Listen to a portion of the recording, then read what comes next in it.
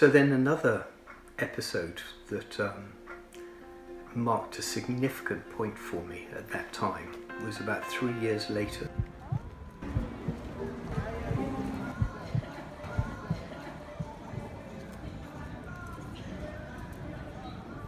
And I was reading a book about honesty.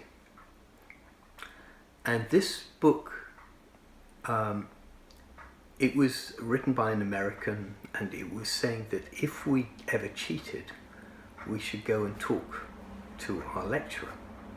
And at first I was thinking, well, of course, I would never do such a thing like that. And then I suddenly remembered, it was like the Holy Spirit sent his arrow into my heart. And I remembered that 3 years earlier, in my first year, I had cheated.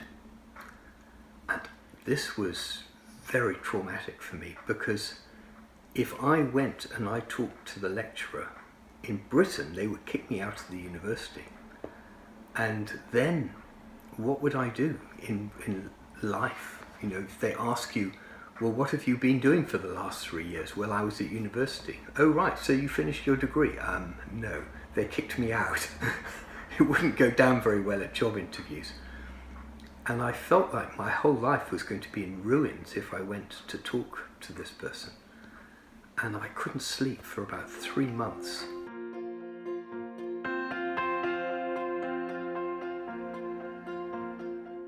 And finally, as I was reading the Bible, I came to this verse from the parable of the talents where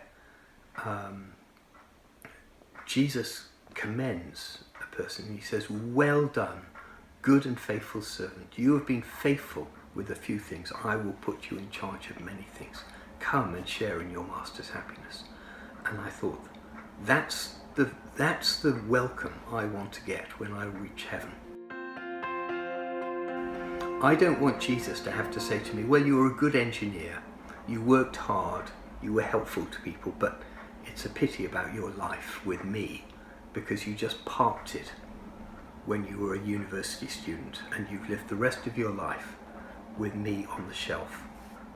I want my life to really mean something for Jesus, that he would welcome me.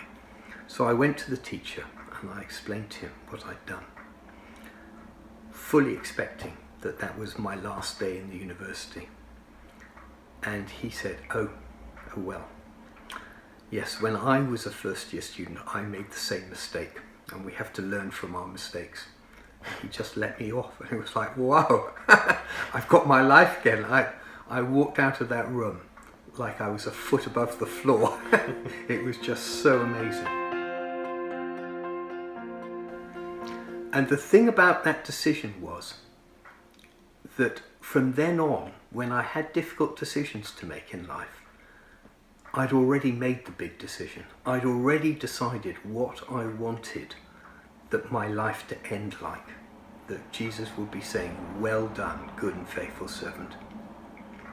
And so a lot of trivial decisions were made for me. I didn't have to worry about things, about what I wanted or what God wanted. I'd already gone there.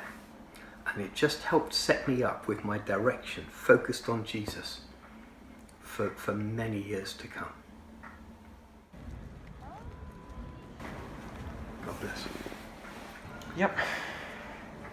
Well, I hope you can make something of that. Let's see.